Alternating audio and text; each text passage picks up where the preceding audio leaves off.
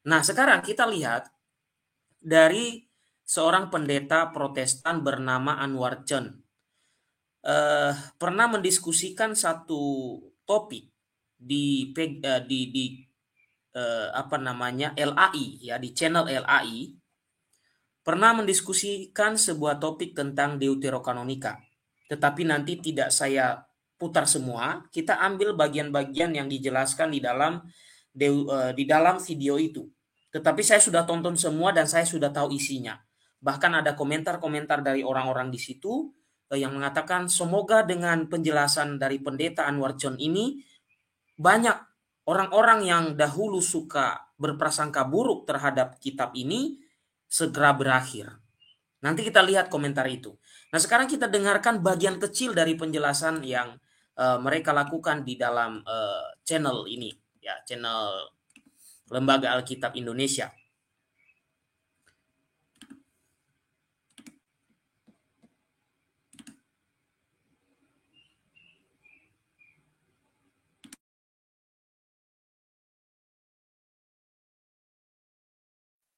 Tadi kita sudah sampai di sini ya. Ya, jadi sesudah Alexander Agung meninggal dunia, kerajaannya dibagi menjadi 4 wilayah dan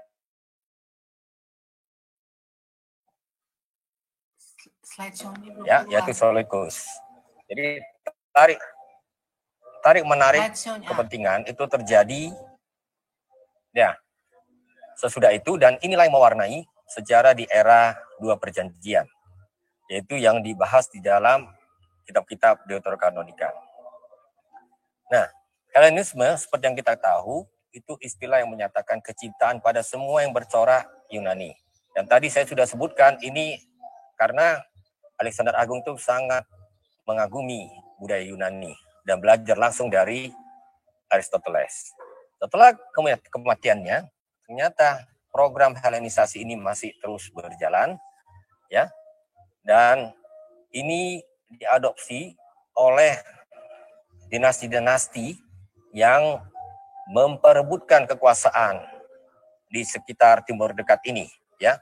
Jadi Israel yang merupakan yang waktu itu tidak ada lagi kedaulatannya, umat Yahudi itu tinggal di antara dua kekuatan ini yang saling tarik menarik, ya. Dan disitulah dalam pusaran arus perubahan Helenisasi itu masalah identitas dan komitmen mereka sebagai umat perjanjian Tuhan dipertaruhkan. Nah, puncaknya tentunya salah satu yang paling penting, babak yang paling penting itu adalah ketika umat Yahudi berhadapan dengan Raja Antiochus keempat. Ini adalah anak Antiochus ketiga yang disandra oleh pihak Roma setelah kekalahan di Magnesia. Dan Antiochus IV ini menyebut dirinya sebagai Theos Epiphanes, dewa yang kelihatan. Periode Antiochus IV ini sangat menentukan dalam sejarah Yahudi mencapai kemerdekaan mereka yang sementara. Kita mengetahui dari periode ini ada banyak sekali intrik politik, termasuk di dalamnya perebutan jabatan imam. Pada waktu itu, siapa yang bisa memberi upeti lebih itu diangkat oleh imam sebagai imam oleh Antiochus. Ya, Onias III itu digantikan oleh Yason.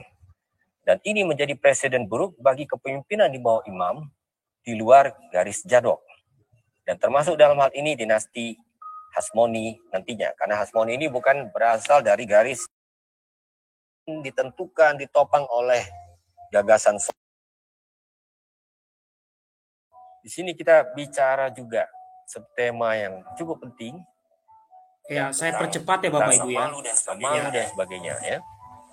Jadi kalau hormat dan malu bagaimana menyikapinya? Yang perlu dihormati, ini saya rasa satu gagasan yang menarik, orang yang takut akan Tuhan. Dikatakan orang miskin yang arif tidak boleh dihina.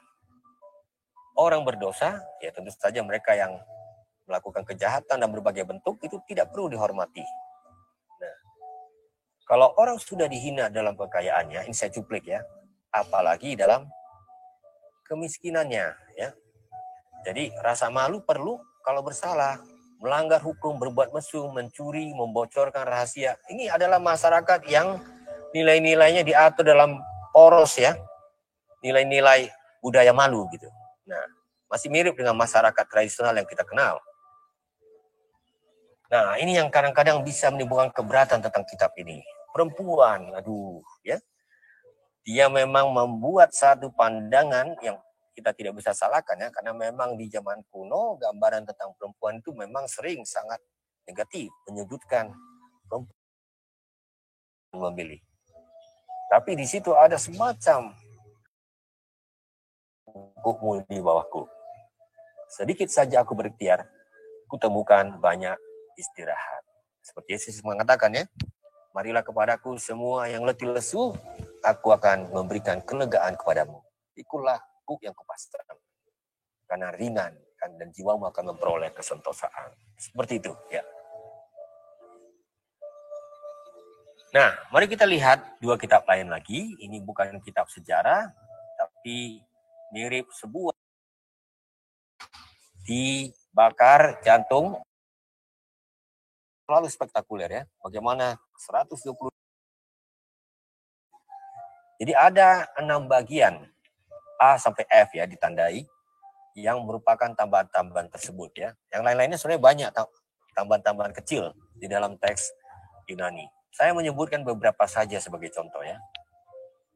Misalnya bagian pertama dimulai dengan mimpi Mordekai yang melihat dua Esther pun itu menimbulkan semacam kerikuan. Tuhan yang tetap adil. Akhirnya sama-sama kepergok istilahnya. Jawab doa bisa apa ya? Nah, situlah nanti kaitannya dengan Daniel yang dilempar, diajak untuk mendengarkan. Ya, saya agak singkat supaya kita masih punya waktu untuk memasuki bagian-bagian yang sifatnya lebih umum. Nah, ini bagian Jadi penting. memang Deuterokanonika ini termasuk bagian yang sangat penting. Saya sudah dikatakan di awal, karena ini membuat kita memahami bahwa periode antar perjanjian itu adalah periode yang penuh dengan pusaran arus yang harus dihadapi dengan mempertaruhkan identitas dan juga tradisi-tradisi leluhur Yahudi. Dan kitab ini adalah kitab yang penting. Kenapa? Bagi perjanjian baru. Berbagai gagasan ya, misalnya soal, ya saya sebut sajalah bahwa ciptaan mengenal kaliknya.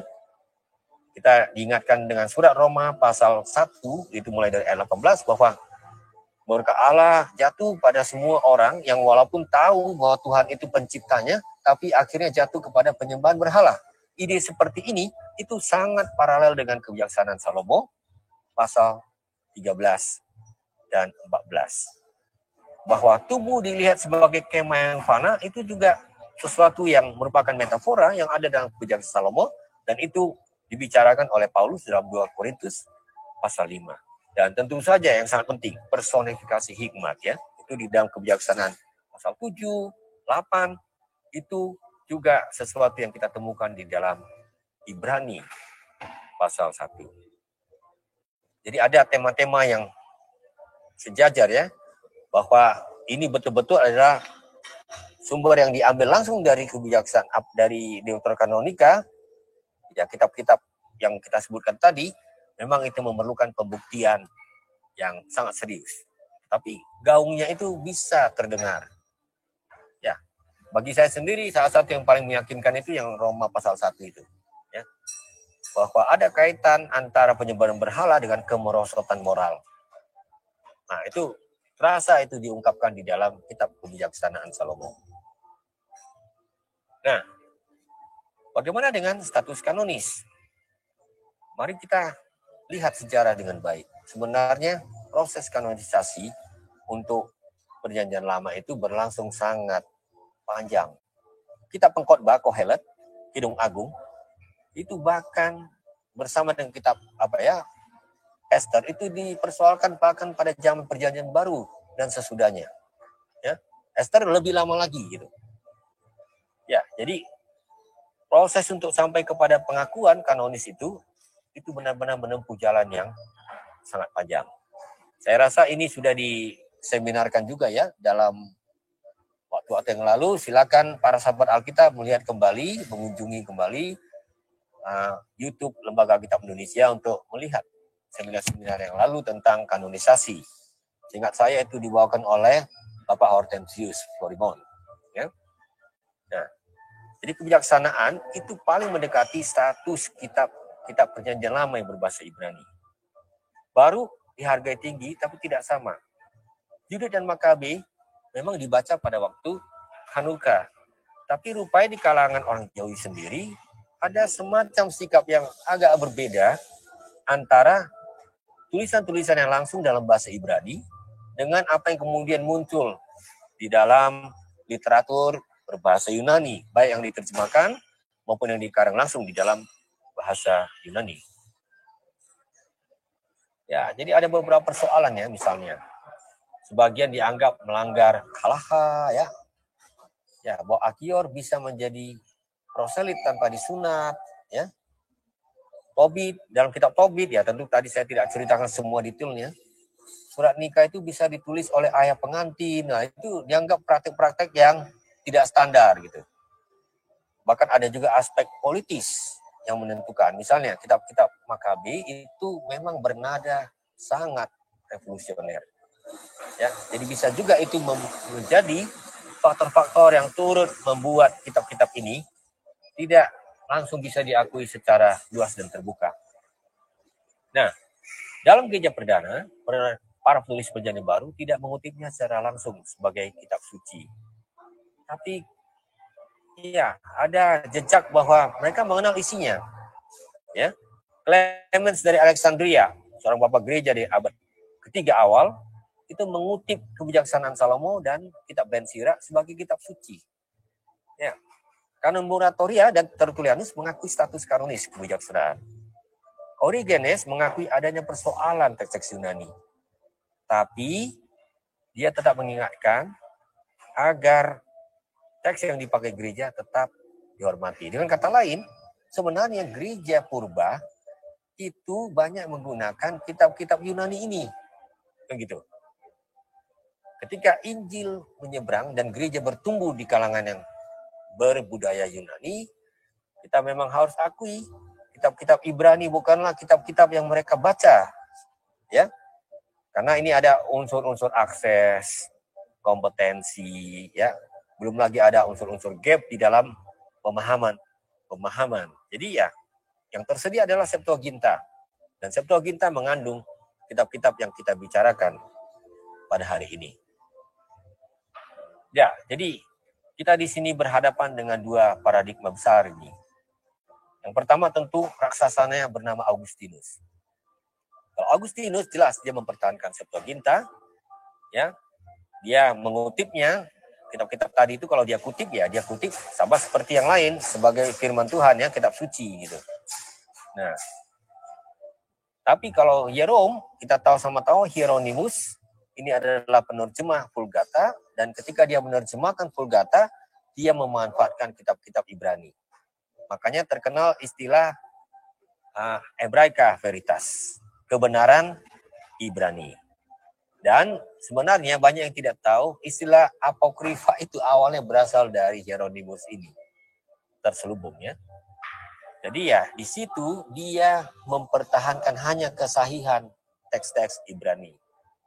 Dia membedakan teks-teks kanonis untuk doktrin dan kehidupan gereja dari teks-teks eklesiastikal yang untuk dibaca di gereja bagi pembinaan dan peneguhan doktrinal. Ya, jadi ada sikap yang amat berbeda di antara dua tokoh besar dalam gereja pada waktu itu. Nah, memang pengaruh Agustinus mengakibatkan pengukuhan oleh konsili Kartage ya. Tapi tidak semua sependapat ya, lihat bapak-bapak gereja seperti Gregorius Agung, Yohanes Damaskus, Nicholas Lyra, ya. Mereka mengikuti Hierom. Begitu juga Kardinal Ximenes dan Cayetanus semasa Luther itu juga membedakan ya kanon Ibrani dan apokrifa yang menurutnya baik untuk pembinaan tapi bukan untuk merumuskan doktrin. Jadi di kalangan gereja sampai masa reformasi pun sebenarnya ada sikap yang berbeda di antara para bapak gereja, para pemikir-pemikir gereja. Nah, para reformator ya, apalagi dengan prinsip yang sebenarnya sangat tegas ya, mengatakan hanya kitab suci, sola scriptura, itu mendukung posisi Hieronymus.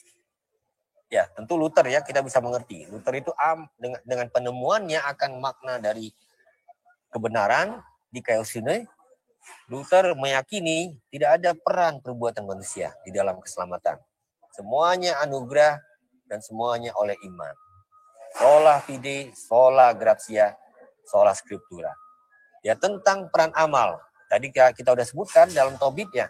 Ini bahkan menjadi salah satu pesan yang amat penting. Gagasan kunci dalam kitab Tobit.